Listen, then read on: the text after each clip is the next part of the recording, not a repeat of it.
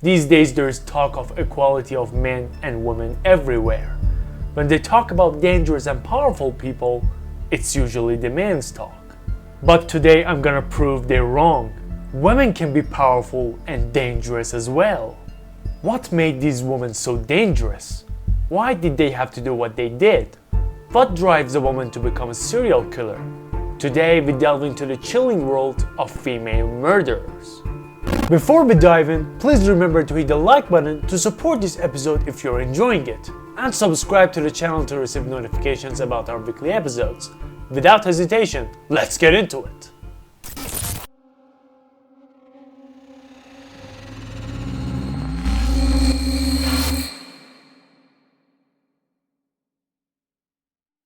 Behind their seemingly normal lives, these women harbor dark desires.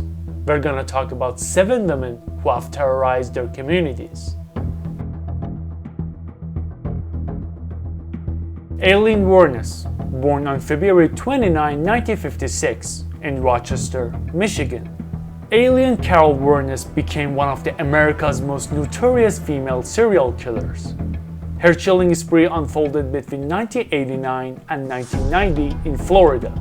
As a street prostitute, she lured unsuspecting men only to shoot them dead and rob them. Wuornos claimed self-defense, alleging that her victims had raped or attempted to rape her.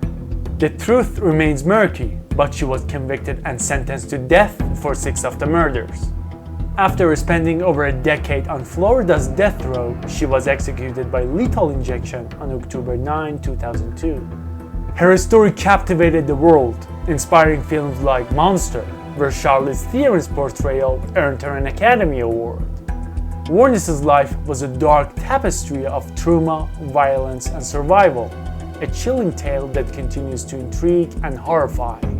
Wuornos' troubled upbringing set the stage for her descent into violence. Abandoned by her teenage mother and raised by her grandparents, she faced sexual abuse and teenage pregnancy. By her early 20s, she was living a transient life, hitchhiking across the country and engaging in sex work. It was during this time that she began her killing spree. Her victims were mostly middle-aged men, and she targeted them with ruthless precision. Wuornos' crimes were fueled by a mix of rage, depression, and a desire for survival. The media sensationalized her case, portraying her as a monstrous femme fatale.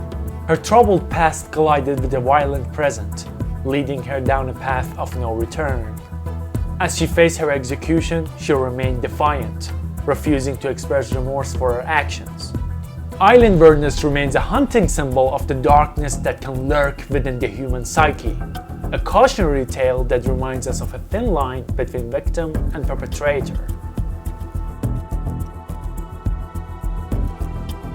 Joanna Dennehy, a name that echoes with infamy and dread, a notorious British serial killer responsible for a series of brutal murders in 2013. Dennehy's killing spree, known as the Peterborough Ditch Murders, involved the slayings of 3 men. Her victims included Łukasz Zlepojewski, Kevin Lee, and John Chapman. Dennehy lured her victims with the promise of sexual favors before attacking them with a knife. The murders were marked by their particularly violent nature, as Dennehy repeatedly stabbed her victims, often inflicting fatal wounds to the chest. After killing them, she disposed of their bodies in ditches around Peterborough, Cambridgeshire.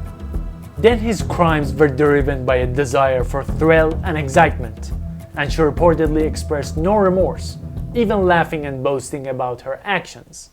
Her accomplice, Gary Stretch, helped her in disposing of the bodies and covering up her crimes. The police launched a nationwide manhunt, eventually capturing Dennehy and Stretch.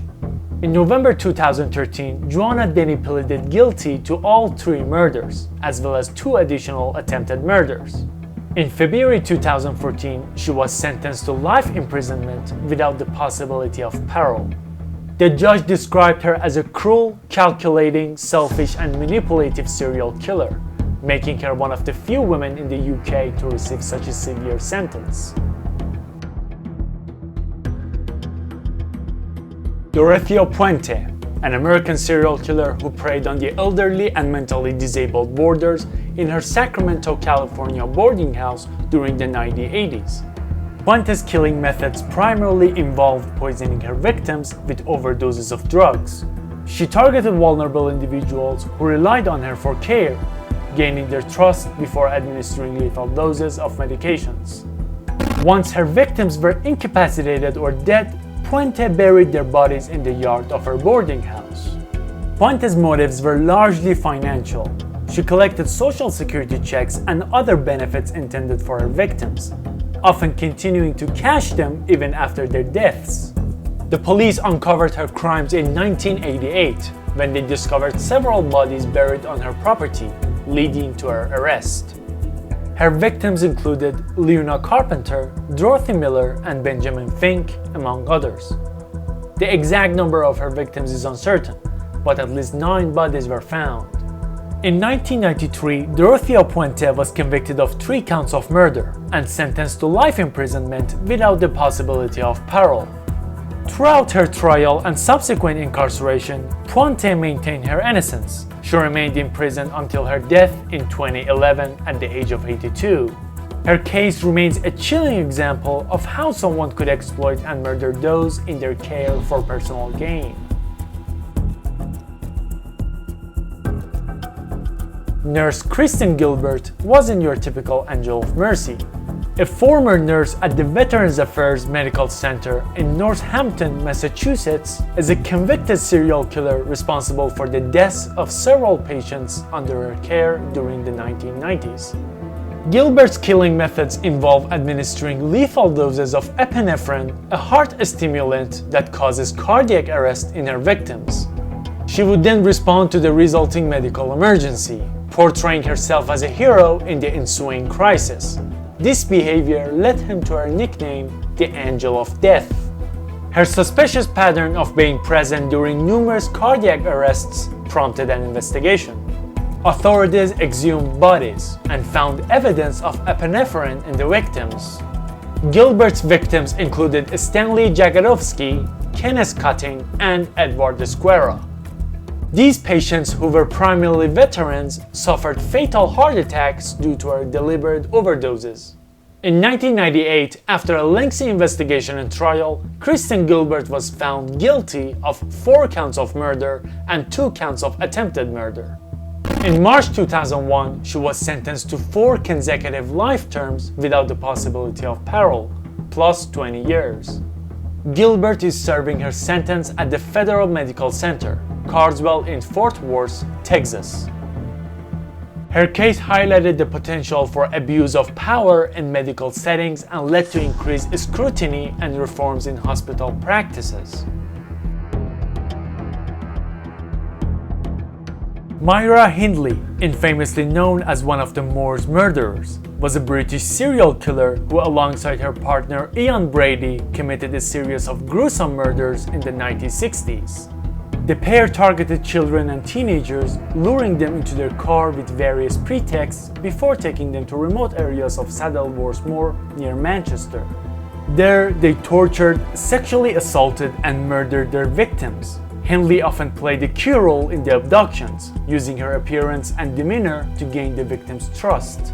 Their victims included Pauline Reed, John Kilbride, Kiss Bennett, and Edward Evans. The murders were meticulously planned, with Brady and Hindley documenting their crimes through photographs and tape recordings. The heinous acts came to light in 1965 when David Smith, Hindley's brother-in-law, witnessed the murder of Edward Evans and reported it to the police. Subsequently, both Hindley and Brady were arrested. During their trial in 1966, they were found guilty and sentenced to life imprisonment. Myra Hindley spent the rest of her life in prison, where she remained a controversial figure. She made several appeals for parole, all of which were denied due to the brutal nature of her crimes and public outcry. Hindley died in prison in 2002 at the age of 60. Her involvement in the Moors murders has left an indelible mark on British criminal history. Rosemary West a British serial killer who, along with her husband Fred West, committed numerous heinous murders between the 1960s and 1980s. The Wests targeted young women, including their own daughter and a stepdaughter, luring them to their home at 25 Cromwell Street in Gloucester. In there, the victims were subjected to brutal sexual assaults, torture, and ultimately murder. The couple buried the bodies in the cellar and garden of their home. Rosemary's killing methods were particularly sadistic, involving prolonged torture and sexual violence. The victims were often gagged, bound, and kept captive for days before being killed. The West crimes came to light in 1994, when police investigated the disappearance of their daughter, Heather West. Excavations at their property uncovered multiple bodies, revealing the extent of their atrocities. In 1994, Fred West was arrested and charged with multiple counts of murder. He committed suicide in prison on January 1, 1995, before he could stand trial. Rosemary West was arrested and charged with 10 counts of murder. In 1995, she was found guilty on all counts and sentenced to life imprisonment without the possibility of parole. Rosemary West remains incarcerated at HM Prison Newhall in West Yorkshire. Her case shocked the nation and remains one of the most disturbing in British criminal history. In the bustling streets of Mexico City, within the uproar of life and the vibrancy of culture, there prowled a figure shrouded in darkness, Juana Barraza. Barraza's victims were elderly women, whom she targeted and murdered in Mexico City and surrounding areas. Her method of operating involved gaining entry into their homes under the guise of a caregiver or government official, before strangling them with items of clothing, typically a tourniquet or a stocking. Barraza's killing spree went undetected for years due to the vulnerable nature of her victims, and the initial assumption was that the deaths were due to the natural causes. However, in 2003, she was apprehended after a botched robbery attempt, which led to the discovery of evidence that links her to multiple murders. In total, Barraza is believed to have killed at least 11 elderly women, though she confessed to 30 murders. In 2008, Juana Barraza was convicted of 16 counts of murder and aggravated burglary. She was sentenced to 759 years and 11 days in prison, the maximum penalty allowed under Mexican law. Barraza remains incarcerated at the Tepepan Women's Social Reintegration Center in Mexico City, serving her sentence. Of course, there are more women in the history who had a negative mark on the past, but let's not forget, this isn't about women being dangerous. Share your opinions with us in the comments, and don't forget to like this episode and subscribe to the channel for future videos. Till the next time, see ya.